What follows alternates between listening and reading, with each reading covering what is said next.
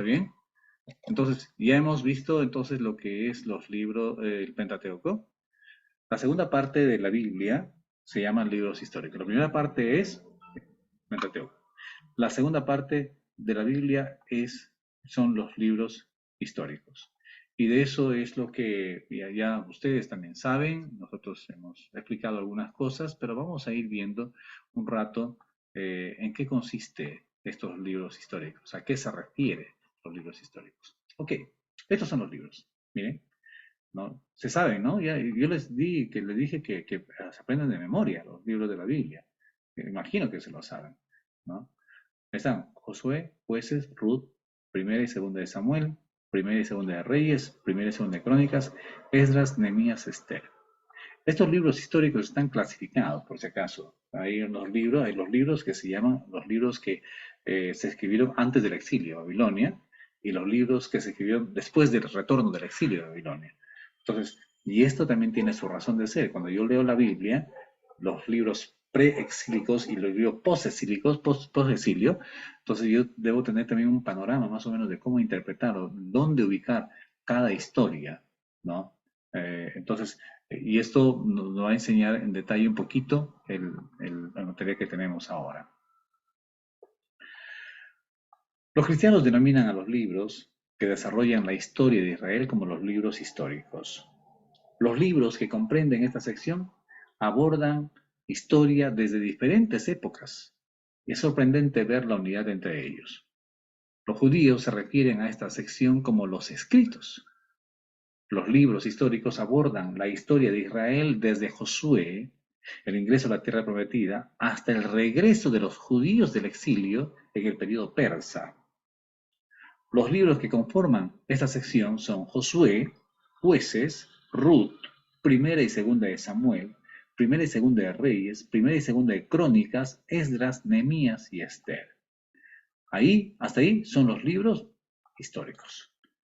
Miremos un momento a Josué, el libro de Josué, no el personaje. El libro muestra cómo el pueblo ingresa a la tierra prometida. Seguía el Pentateuco, caminaron todo el desierto y termina con la muerte de Moisés, ¿no? Mirando desde el monte, ¿no? A la tierra prometida. Dios le permite mirar la tierra prometida. Pero Josué empieza ya a preparar los escuadrones por sus propias, eh, digamos, tribus, ¿no? Para que puedan ingresar a tomar posesión de la tierra prometida. Dice, el libro de Josué muestra cómo el pueblo ingresa a la tierra prometida y la conquista. Está relatado esto en el capítulo 1 hasta el capítulo 12. Pero 1 al 12 vamos a ver el ingreso a la tierra prometida y la conquista de la tierra prometida. A partir del capítulo 13 al 21 se observa la distribución de la tierra prometida por sus tribus. Y termina el capítulo 22 y al 24, termina con la exhortación de Josué al pueblo. Wow, esos discursos de despedida, tanto de Moisés como el de Josué, realmente escarpelan escucharlas o leerlas, porque tienen un discurso tan potente, tan cargado, y en donde prácticamente hay una despedida. Me encantan leer los discursos de despedida, y en este caso de Moisés, de Josué y de Pablo, ese discurso de despedida de Pablo, impresionante. O sea, yo les sugiero, les dejo un reto, una tarea, ¿no? Me han estado pidiendo tareas, pero ahorita ya vienen las tareas, ya vienen las tareas. No es que me hayan dado ideas, sino que las tareas vienen porque son necesarias las tareas, no podemos hacer de aquí todo. Vaya anotando su tarea. ¿Qué es la tarea? Leer los discursos de despedida de Moisés y de Josué, ¿ya? Y también de Pablo. 3 discursos de despedida. Es la primera tarea. Lo voy a subir esto a la plataforma para que lo suban por ahí, ¿ya? En resumen. Entonces, los discursos de despedida de Josué, de Moisés, de Josué y de Pablo. Después de este tiempo, el pueblo recae en la dureza del corazón y deja de lado la ley. Eso se observa en el siguiente libro. La presencia de Dios, el liderazgo pues genuino y temor de Dios termina prácticamente con Josué, y de ahí el pueblo entra a un vacío espiritual, a un vacío de liderazgo, en donde empiezan a gobernar los jueces. Pero el pueblo iba de mal en peor cada vez. Josué tiene estos cuadros preciosos, hermosos. Aquí estos dos espías escapando de Jericó, ¿no? En el lado, bueno, izquierdo de su pantalla. En el lado derecho, ahí mismo, ¿no? El toque de las trompetas, los muros de Jericó son derribados, ¿no? Eh, Luego tenemos también a Josué indicando quién es Dios, ¿no? Yo y mi casa serviremos a Jehová. Y así, ¿no? Varios cuadros que nos ayudan a ver un poco la historia de Josué. ¿Cuáles son los acontecimientos resaltantes? ¿No? ¿Qué es lo que tenemos que resaltar aquí? ¿No? La distribución de la tierra prometida. ¿No? Josué 5 al 13:15. Quiero mirar un momento este pasaje para poder leer. A ver, Josué capítulo 5, versículo 13. No. Es capítulo 5 hasta el capítulo 13 al 15. Es todos esos capítulos, 13, 15. Entonces ahí vamos a hablar acerca de la distribución del pueblo, ¿no? Eh, de la tierra prometida por sus propias tribus. Y José 23 al 24 es el discurso, como les mencioné, es el discurso.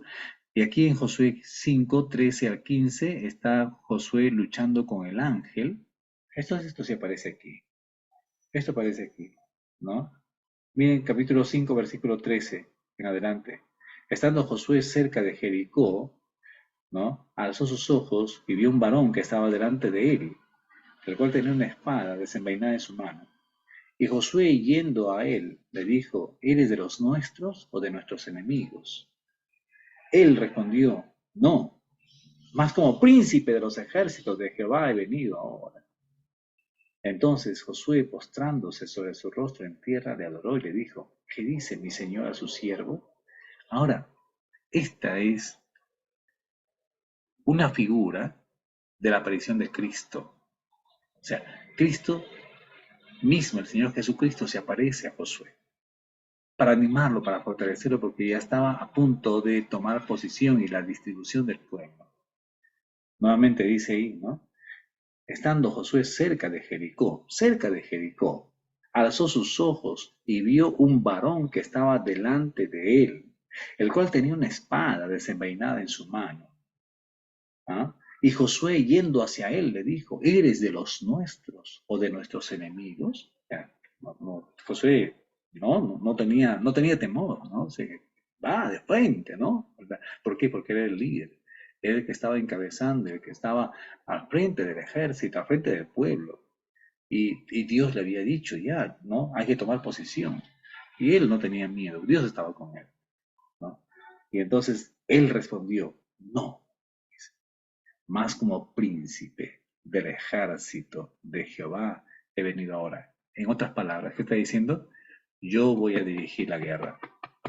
Yo voy a dirigir, voy a ir al frente del ejército. Yo soy el príncipe, yo voy delante. Yo voy al frente del ejército. Porque dice: como príncipe del ejército de Jehová he venido ahora. ¿Qué hace Josué? Entonces dice Josué, postrándose sobre su rostro en tierra, le adoró. Y ustedes saben que los ángeles no permiten ser adorados. Los hombres tampoco permiten ser adorados. ¿Quiénes permiten ser adorados? Solamente Dios. Y entonces dice: ¿qué dice mi señor, tu siervo? Y el príncipe del ejército de Jehová respondió a Josué: quita el calzado de tus pies, porque el lugar donde estás es santo. Ah, qué experiencia para él, ¿no? La misma experiencia casi que tuvo Moisés, ¿no? Estaban ¿dónde? En la presencia de Dios. Y donde Dios está es un lugar santo. Ni siquiera necesitas una capilla, ni siquiera necesitas un templo, un tabernáculo. Simplemente donde Dios está es el lugar santo. ¿Y en qué lugar está Dios? ¿Dónde está Dios? Obviamente, a través del Nuevo Testamento sabemos que Dios está en todo lugar. Pero mira, haciéndolo un poco más personal. ¿Sabes dónde está Dios? Miren, mírenme ahora, no, quiero que me miren bonito, pero bonito, no me miren chueco. Mírenme a los ojos. No. ¿Sabes dónde está Dios? Dios está en tu vida y tú eres santo. Tú eres un lugar santo. Tú eres un lugar santo. Dios está dentro de ti. Y no es que lo tengas que creer. Lo tienes que aceptar y tener la convicción. Dios está en ti. Y tu vida es santo para Dios. ¿Qué tienes que hacer? Quitarte el calzado. ¿Qué significa quitarse el calzado? Ya estás limpio, ya estás limpio. Pero nuestros pies se ensucian de cuando en cuando, de vez en vez. Porque somos tontos, no podemos caminar correcto, recto. Entonces, al quitar el calzado de nuestros pies, estamos diciendo, Señor, necesito todavía que me laves los pies. Ya mi corazón está limpio por ti, por tu gracia, pero mis pies a veces se resbalan, se desvían, hacen cosas que no quisiera, ¿no?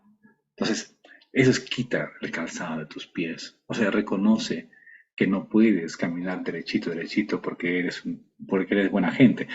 Caminas derecho por la gracia de Dios, por su gracia, nada más por su gracia, ¿no? Son cosas que como esos que nosotros tenemos que tener y más que el príncipe del ejército de Jehová, obviamente que es un privilegio, pero es el Señor Jesucristo presentándose siempre delante de nosotros. Y entonces tenemos que decir, Señor, ¿eres de los nuestros o eres del enemigo? Pues, ¿cómo voy a ser enemigo? Soy el príncipe, ¿no? ¿Qué hago? Y te va a decir, quítate el calzado de tus pies. Porque ya te arrepentiste. Tu pie se ensució durante la jornada del día. Y sí, lo vamos a ensuciar. Pero no somos de los que disfrutamos de estar sucios. No, somos de los que corremos y nos arrepentimos y le decimos, Señor, me ensucié, perdóname, ¿no? Ok, entonces, esto es lo que más o menos entendemos o vemos aquí en el cuadro de los acontecimientos resaltantes en el libro de Josué. Luego viene el libro de Jueces. Jueces es un libro donde nos muestra héroes de características distintas. Es impresionante el libro de Jueces porque encontramos varios protagonistas ahí. Mire lo que menciona, pero todo esto, ¿qué ocurre aquí? Es un libro que muestra la dureza del corazón del pueblo de Israel. Qué pena, qué pena. Es un libro que muestra la dureza del corazón del pueblo de Israel. Cuando lea el libro de Jueces, ¿no? Me está mirando, ¿cierto? Cuando lea usted el libro de Jueces, no se fije solamente en la dureza del pueblo de Israel. Fíjese en la misma dureza de su propio corazón, de su propio grupo, de su propia iglesia, de su propia vida, de su propia familia. El libro de Jueces te lo va a decir cómo está y te muestra inclusive la dureza misma de uno mismo. El libro de Jueces es un libro que muestra la dureza del corazón del pueblo de Israel y al mismo tiempo a un Dios misericordioso. Es una historia nuestra. Aquí, este es leer el diario de mi vida, de tu vida. O sea, donde, donde se manifiesta la dureza de tu corazón y donde se muestra la misericordia de Dios. Y esa es nuestra vida, ¿no? Bueno, hay momentos que actúas con dureza de corazón, también. Y hay muchos momentos, más momentos donde vemos la misericordia de Dios a pesar de nuestra dureza de corazón. O sea, ¿no? Dios no muestra al Dios misericordioso que extiende salvación a un pueblo rebelde. Las diferentes situaciones expresadas en el libro parecen ser cíclicas. ¿No nos pasa también a nosotros? O sea, cíclica, en la misma cosa. Otra vez, en lo mismo. Otra vez, en lo mismo. Ay, no puedo con mi carácter, pastor. Cada vez caigo en lo mismo, pastor. Mi carácter, ¿no? O en la misma tentación. Cada vez. Es que Dios conoce, bueno, el diablo conoce nuestra debilidad y justamente en lo que más somos débiles, ahí nos va a dar. Ahí nos ataca. Sí, nos sentimos frustrados, tristes, porque no podemos superar aquello. Pero es ahí donde tenemos que recurrir al Señor, ¿no? Y nuevamente vemos a un Dios misericordioso rodeándonos de misericordias, ¿no? Hay juicio, sí, hay clamor también. Dios levanta entonces jueces para salvar a su pueblo y de esa manera se va desarrollando cíclicamente. Se inicia con una breve historia después de la muerte de Josué, ¿no? Y luego continúa la historia cíclica de opresión y liberación, ¿no? Desde el capítulo 3 hasta el capítulo 16 leemos eso. Y se culmina mostrando la condición caída de la época, ¿no? En Jueces 17. Es, es un libro que relata la vida y las luchas de todo creyente en todo tiempo, ¿no? Y no es un libro solamente para juzgar a los que vivieron en aquel tiempo. Es un libro que tenemos que tenerlo en cuenta, ¿no? Entonces, Jueces tiene algunos personajes claves, ¿no? Otoniel, ¿no? Otoniel, Ahod, Samgar, Débora, Gedeón, Yair, ¿no? Tola, Jefté, Ibsán, Elón, Abdón, Sansón, son nombres que vamos a encontrar en el libro de Jueces, ¿no? Que no necesariamente, ¿qué pasó aquí? Que no necesariamente vamos a tenerlos necesariamente como jueces buenos, hay algunos que se portaron mal también. Este es uno de los libros muy, muy románticos, muy románticos. ¿Quiere usted leer una historia romántica en la Biblia? Lea Ruth, lea Ruth. Muy romántico, de verdad. Pero, o sea, tiene unas aplicaciones diferentes, ¿ya? Para todo, para lo que nosotros podamos de repente aplicarlos adecuadamente. Pero esta es la historia de una mujer que encuentra en la gracia de Dios al hombre que Dios había preparado para ella y cómo las chicas, y no solamente por las chicas, digo por los muchachos también, ¿no? Cómo las chicas pueden encontrar en sí la gracia del Señor para ser acompañadas, para no estar solas, para poder ser protegidas, cuidadas, admiradas, apreciadas, amadas. Es, es chévere. Varones, lean este libro para que aprendan a tratar a las mujeres. Esposos, lean este libro para que vuelvan nuevamente a mejorar el trato y el cuidado con las esposas. Padres, lean este libro para que enseñen a sus hijos hombres y a sus hijas mujeres qué es lo que tienen que hacer. Este libro rompe los esquemas del romanticismo y del amor puro, sincero, ¿no? Del amor a los padres, del amor a los suegros, del amor al cónyuge, del amor a Dios. Es un libro que te enseña muchísimo. ¿Leyeron Ruth? Bueno, les estoy haciendo un resumen, más o menos, para que ustedes puedan tener, bueno, con todo lo que les he dicho, que cada libro tienen que leerlo, ¿cierto? Cada libro, es que es así, la palabra, es útil, por eso dice la Biblia, toda escritura es inspirada por Dios y útil, útil, útil, útil, útil. No hay un solo libro que sea inútil. Todos los libros son útiles, ¿no? Pero miren, Ruth, leamos la descripción. Este libro se encuentra en el periodo de los jueces. A esta historia muestra a una mujer que es redimida y toma al Dios de Israel como su propio Dios. La historia resalta al pariente redentor y su descendencia por quien vendría el rey David y por ende el Mesías. Ahora, este tema de la redención, ¿no? A ver, ¿cómo podríamos explicarlo? Que suene romántico, pero que no sea una ilusión o un sueño. Es más o menos así. Es como cuando, ya sea un hombre o una mujer, le dice a su novio o a su novia, a su esposo o a su esposa estas cosas. Tú me salvaste de todas las formas posibles. Me salvaste de mi soledad. Me salvaste de mi tristeza. Me salvaste de mi descuido. Te encontré a ti. Entonces ya no estoy solo o sola. Ya estoy acompañado. ya alguien me cuida, ya alguien me toma de la mano y estoy seguro, estoy segura. Es impresionante cómo se podría resumir de esa manera romántica este libro. Y es así como debiéramos nosotros anhelar vivir el romanticismo puro delante de Dios. ¿Tiene sus aplicaciones espirituales? Claro que sí. Este es el cuidado que Dios hace con respecto a la iglesia. Con respecto a la iglesia. ¿Qué más? Aquí es Dios mostrando la redención, como le dije, le expliqué la redención de esta manera, ¿no? Me salvaste de todas las formas que se puedan salvar a una persona, ¿no?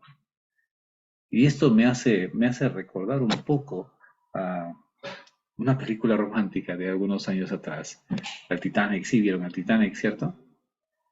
Cuando la anciana esta cuenta su testimonio, que ya murió ya hace poco, ¿no? Cuenta su testimonio y va mencionando y dice, ¿no? Conocí a un muchacho que me salvó de todas las formas que alguien podía salvar, ¿no? Y sí, pues, claro, aunque obviamente ella no estaba viendo la mano de Dios, pero estaba viendo cómo este muchacho la salva inclusive de naufragar, la salva de ahogarse, él exponiéndose y él mismo sacrificándose. Eso es redención, ¿no? Porque le salva de morir. Ahora, de todas las formas, cuando dice la salva inclusive de un hombre que iba a ser su marido y su pretendiente, pero ni siquiera le importó, se subió a los barcos, él, y dejó a la chica, y de ahí tenía que, bueno, ya, estoy contando películas y no es el curso, no es el curso de crítica a la película, pero bueno, vale como para poder ilustrar un poco, ¿no? Ruth es un libro preciosísimo, o sea, varones, mujeres, papás, mamás, hijos, hijas, jóvenes, casados y solteros, todos tienen que leerlo para empezar a encontrar, en todo caso, cuál es el sentido del romanticismo a la luz de la palabra de Dios. Se los digo como porque soy pastor de matrimonios también. Tengo algún, tengo algo en mi respaldo como para poder decir todo aquello. María Elena. Es solo una consulta, pero claro, usted lo ha pintado muy bonito, Ruth, ¿no? De una manera muy poética. Pero el hecho de ser dos mujeres indefensas, dos mujeres solas, esto que ya según la cultura puedes tener un marido era importante, ¿no? No solo por la parte emocional, sino económica. Y al encontrarse ya dos solas y regresar a la tierra de Noemí, esto de todas maneras no es un tema atemorizante para dos mujeres. O sea, no hay una incertidumbre, un miedo, una inestabilidad emocional porque están indefensas. Mira, esto en lo natural es cierto, pero recuerda que antes de retornar al pueblo, a la tierra de la suegra, ella hace una renuncia voluntaria muy arriesgada, eh, pero tan arriesgada porque tenía en sí el deseo de cuidar a los ancianos y la relación que tenía con la suegra. Ahora, ¿cómo llevarte bien con la suegra? Qué complicado. Qué complicado llevarte bien con la suegra. Pero si lees el libro de Ruth, vas a saber cómo llevarte bien con la suegra. Y es entonces donde Noemí no se porta imponentemente como una suegra que quiere ejercer dominio y control. De ninguna manera. Hay muchas suegras que quieren imponer sus ideas, que quieren controlar a sus hijos y a sus yernos y a sus nueras. Pero esta suegra no. Esta suegra mira a sus nueras que se quedaron viudas, ella también viuda, y ella está dispuesta a renunciar a todo y quedarse completamente sola. Dos mujeres solas es mejor que una mujer sola. Mm. Entonces, en ese sentido, ella les dice, ¿qué tengo yo? Ya estoy anciana. Y aún si me volviera a casar, no estaría bien que ustedes esperen tantos años para volverse ustedes a casarse con el hijo que voy a tener, pero ni siquiera tengo esperanza de tener hijos. Mi marido murió. Vayan, les doy la libertad. Vayan, vuelvan a su casa, vuelvan a sus familiares. No se sientan atados por nada hacia mí. Cualquier suegra en ese contexto, con el pensamiento de que la nuera tiene que estar con su suegra porque se murió sus hijos, porque ese era la sentencia, la idea, entonces Noemí renuncia a ese derecho y le dice, vayan, vuelvan a hacer sus vidas, tienen mi bendición. Creo que ninguna suegra que yo conozco renuncia de tal manera a sus hijos y a sus derechos. Al contrario, muchas suegras, más bien, le hacen la vida de cuadritos a las nueras y a los yernos también. Ojalá que las suegras que están aquí sean Noemí. Ah, como quisiera ver a Noemí aquí en estos cuadritos que yo estoy viendo delante de mí. Veo varias suegras. Sé como Noemí. Renuncia a tus hijos. ¿Es posible? ¿Renunciar a tus hijos? ¿Renunciar a tus nietos? ¿Renunciar a todos? Ah, no, pastor, ellos me tienen. No. Ese es el problema. ¿No? Bueno, entonces, no es que María Elena, no es que ella se queda obligadamente, por obligación, ella se queda voluntariamente. Yo no me refería tanto por la suegra, no por las circunstancias de la vida, Sí, ¿no? sí, Porque sí, sí, sí. inclusive ellas van y recogen la comida que nadie quiere, ¿no? O sea, qué difícil debió de haber sido ese momento, No, ¿no? no, no es tanto como que nadie quiere. Ya en la ley estaba establecido de que no debes cosechar todo. Tienes que dejar para los pobres de la tierra, de la ciudad, parte de la cosecha. Y es más, intencionalmente si tienes pobres recogiendo lo que dejas, lo que has dejado, entonces tienes que dejar caer más, porque todavía los pobres tienen que saciarse también. Y esto es lo que vemos en el cuadro el libro de Ruth, ¿no? Ahí los trabajadores dejan caer la comida que tenían ahí para que los pobres que venían, entre ellos venía Ruth, los pobres que venían recojan, porque era un pueblo que pasaba mucha hambre. Era un pueblo en tiempos muy difíciles, recuerden ustedes, las circunstancias, la sequía, la hambruna y todo eso hace que ellos dejen su pueblo.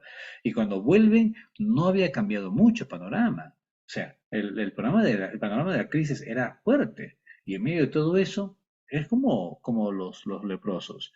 Igual nos vamos a morir aquí o nos vamos a morir cuando vamos al campamento de los sirios. Nos matan ellos o estamos aquí, nos vamos a morir. Mejor vamos allá. Es algo así como esto, ¿no? O sea, aquí en Madián nos vamos a morir. Vamos allá en el camino, de repente nos morimos. Ya, mejor nos morimos allá. O sea, es como entregarse completamente al Señor, ¿no? Y depender completamente de Él.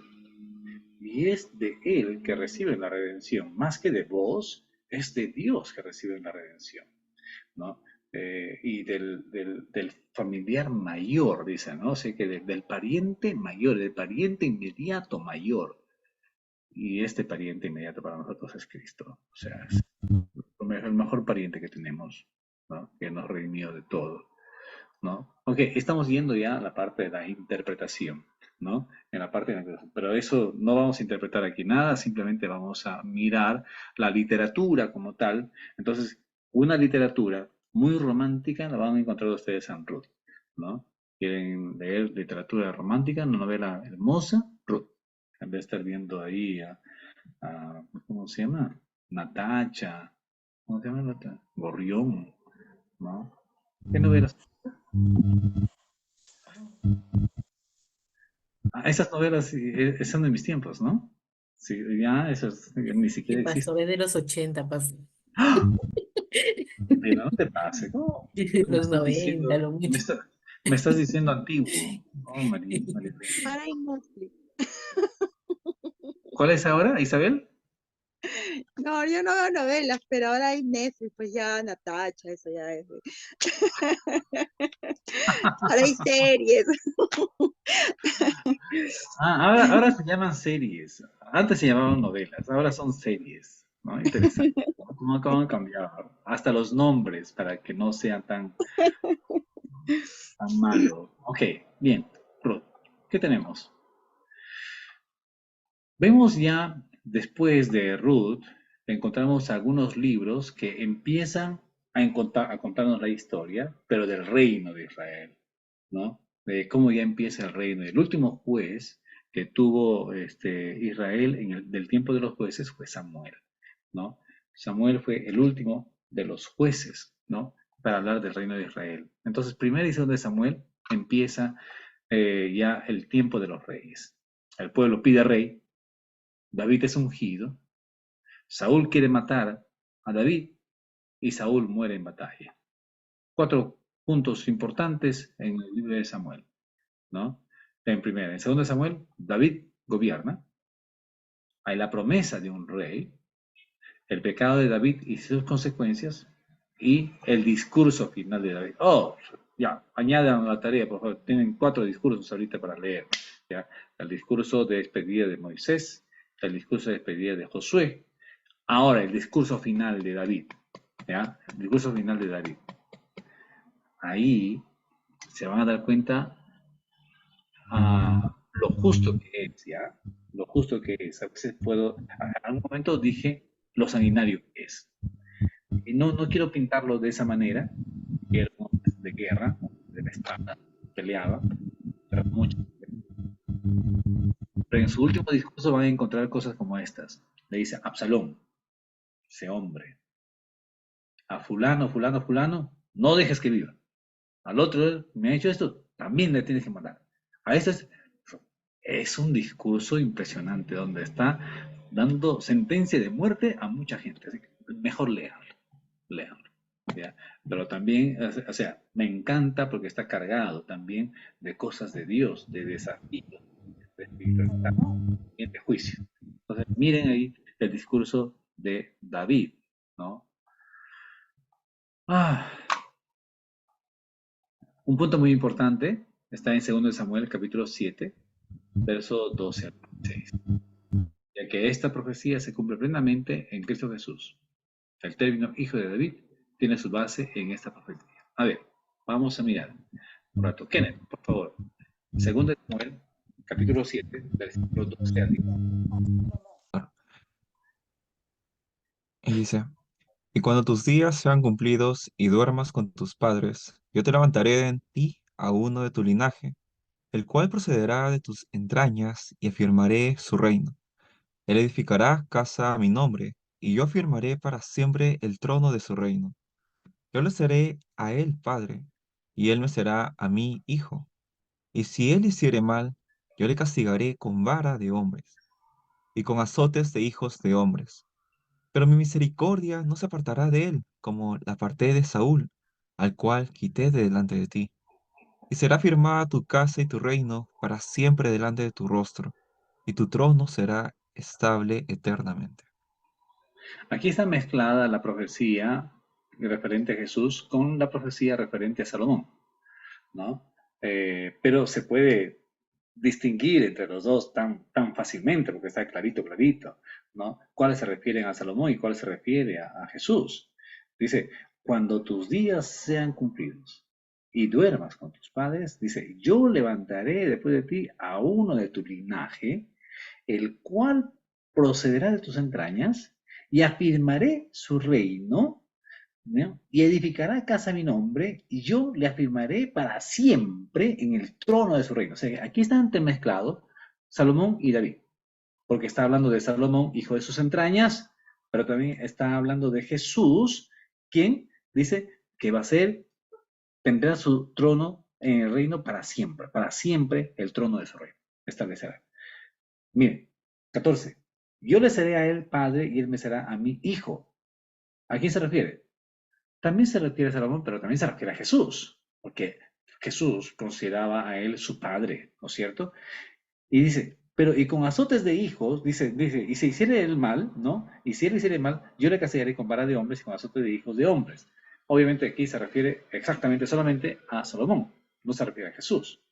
15. Pero mi misericordia no se apartará de él, como la parte de Saúl, al cual quité de delante de ti. También se refiere a Salomón. 16. Y será afirmada tu casa y tu reino para siempre. ¿A quién se refiere eso? A Jesús, ¿no? Dice, delante de tu rostro y tu trono será estable, ¿cuándo? Eternamente. O sea, esta es la profecía donde marca ya a partir de ese momento que estaban esperando al hijo de David, al hijo de David. Por eso, cuando aparece Jesús, algunos lo reconocen como el hijo de David. Entre ellos uno que no veía, pero lo reconoció como hijo de David. Bartimeo, el ciego. Jesús, hijo de David, ten misericordia de mí. ¿Cómo sabía Bartimeo si no veía que él era el hijo de David? Es interesante cuando nosotros vemos esta profecía, más los que reconocen al hijo de David como el hijo de David son gente ciega, son gente menesterosa, son gente humilde, son gente que realmente mira más lo espiritual que de repente la apariencia física. Y a esto se refiere cuando Dios le dice a Samuel, ¿no? Yo no miro lo que está delante de tus ojos, de mis ojos, yo miro lo que está en el corazón. Entonces, para mirar el corazón no necesitas tener ojos. O sea, para mirar el corazón no necesitas tener dinero, recursos. Para mirar el corazón necesitas tener un corazón para Dios, nada más. O sea, si quieres entender un poco el corazón de los que te rodean, cierra tus ojos y mira con tu corazón. A Bartimeo le pasó eso. Era ciego. ¿Por qué miró? Estaba mirando con el corazón. Estaba escuchando con el corazón. Es un ejercicio que deberíamos hacer nosotros, para no juzgar por la apariencia, sino mirar con el corazón y mirar adecuadamente, ¿no? Ok. Entonces, aquí el término hijo de David tiene su base en esta profecía. Por ello, reiteradas veces se lee en el Nuevo Testamento, en la genealogía de Jesús, en los evangelios, se encuentra que es el del linaje de David. Viene de la tribu de Judá. Los apóstoles explican esta profecía en Hechos capítulo 2, versículo 29 al 36. Isabel, por favor, búscalo y léelo. Hechos capítulo 2, verso 29 al 36. Todos buscando nuestras Biblias para acompañar esta lectura. Hechos 2, 29 al 36.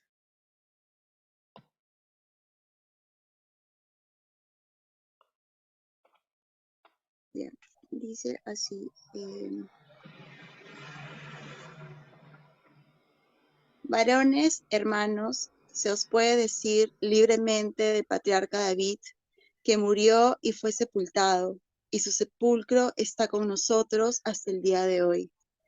Pero siendo profeta y sabiendo con juramento, Dios le había jurado que de su descendencia, en cuanto a la carne, levantaría al Cristo para que se sentase en su trono.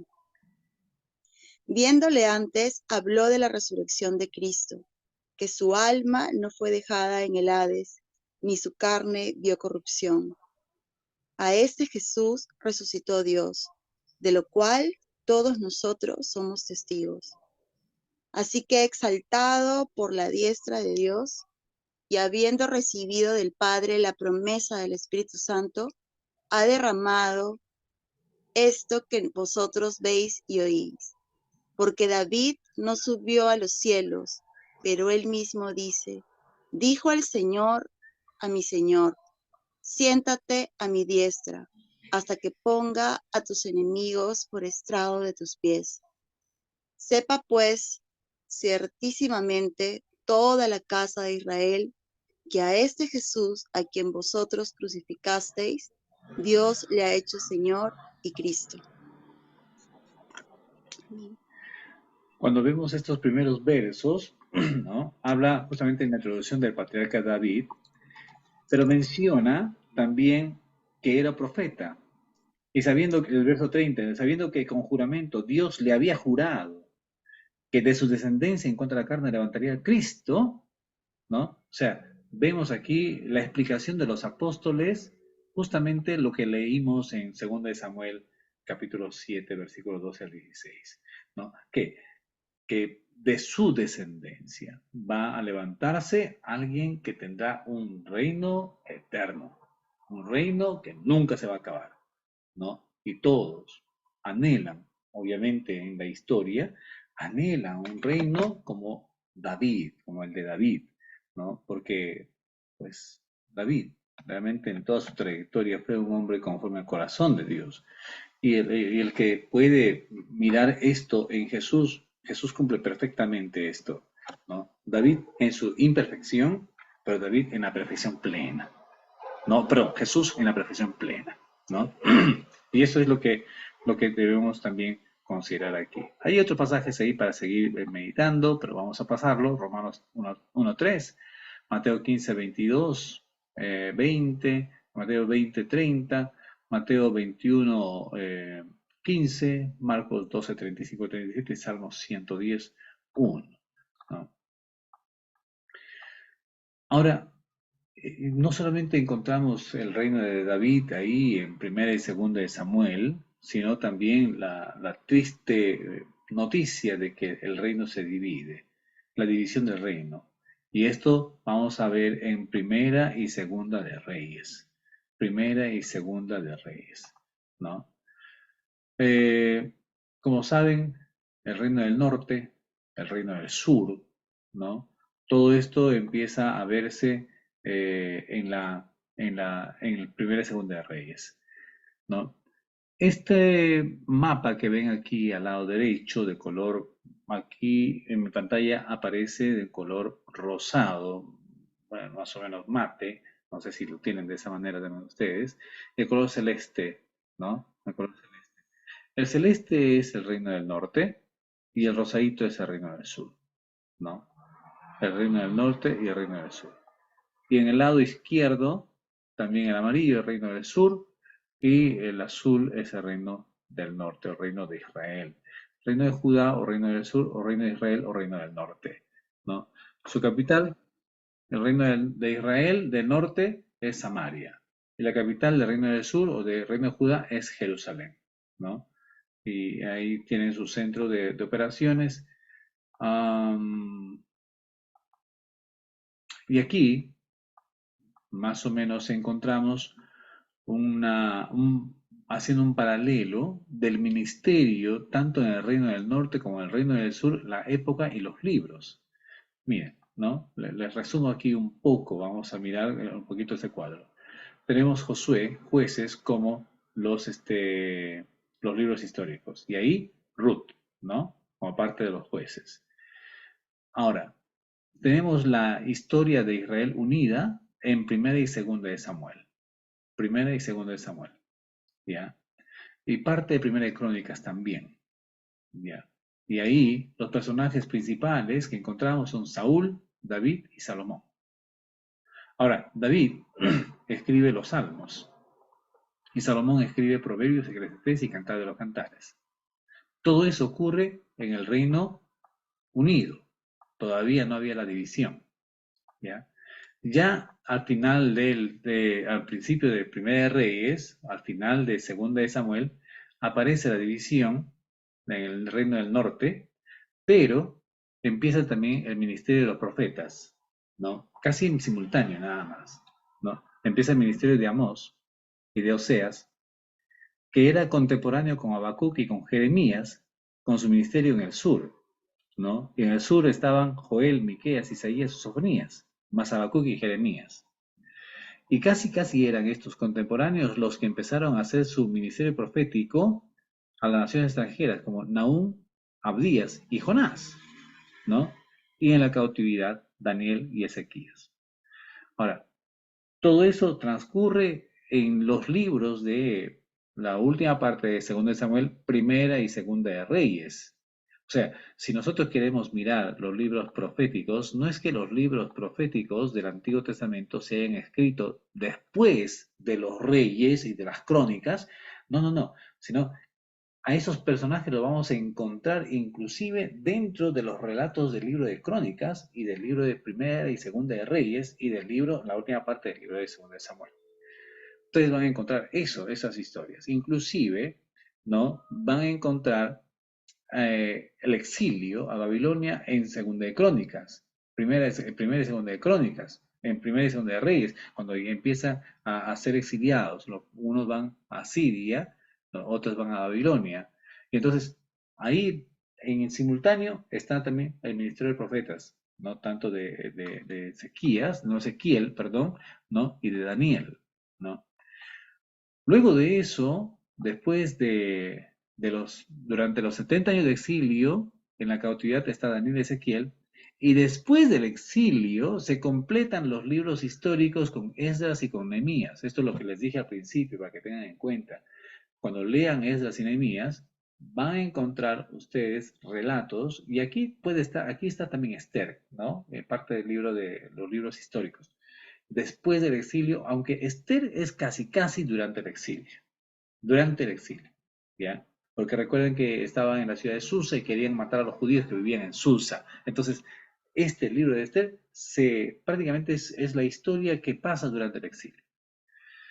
Pero hay tres que ejercen ministerio después del exilio, que es Ageo, Zacarías y Malaquías, ¿no? Israel va con 10 ciudades, ¿no? 10 tribus, y Judá con una tribu y medio o con 2 tribus, ¿no? Es la tribu de Judá y la tribu de Efraín, ¿no? Es lo que va en la división del reino. Okay, este es un cuadro que tienen que tener en cuenta cada vez que lean su Biblia para que vean los paralelos de los libros, de los profetas y de los ministerios que tenían ellos, ¿no? Y aquí inclusive me falta añadir, sería bueno añadir el tiempo de los reyes, bajo el gobierno de qué reyes está ocurriendo toda esta historia. Y eso también se puede poner como algo adicional, ¿no? Luego viene de todo esto, ¿no? Primera y Segunda de Reyes. Ok, vamos a parar ahí un rato, ¿no? Y vamos a bien mirándonos a nosotros y trayendo un poquito la aplicación. Cuando vemos nosotros esto en los libros históricos, realmente no es solamente para contarnos la historia de lo que ocurrió. Como les acabo de describir libro por libro, por lo menos hasta a Ruth, tiene todo un propósito de vida para nosotros, ¿no? Y definitivamente, primera de Samuel y segunda de Samuel, primera de Reyes, segunda de Reyes, primera de Crónicas, segunda de Crónicas, realmente nos ayuda muchísimo a entender no solamente la historia de Israel, sino la historia de la redención. Cómo empieza a transcurrir en cada uno de esos libros el mensaje de Cristo, y Cristo como protagonista, y Cristo como hijo de David.